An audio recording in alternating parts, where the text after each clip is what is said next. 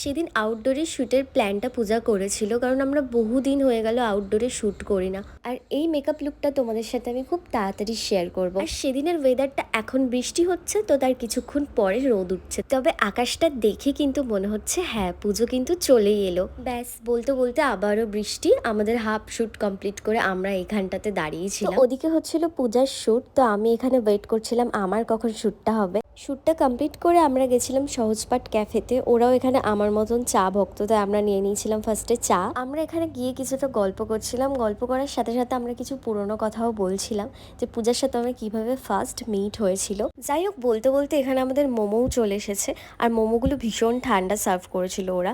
তারপর চলে আসি বাড়ি, আর বোন সেদিন আমার উপর খুব বাজে একটা প্র্যাঙ্ক করেছিল। বোন আমাকে বলেছিল তোর জন্য একটা মেট্রো থেকে জুতো এনেছি।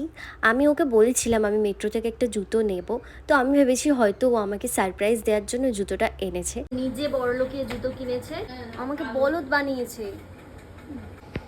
মনটা এক্সাইটেড ছিলাম, সেটা এখন করে নিলে কেন? এটা তোর জন্য এনেছি তো। এইটা সত্যি কথা, আমার জন্য এনেছে এইটা। নিজে বড়লোকিয়ে জুতো কিনেছে, ঠিক আছে।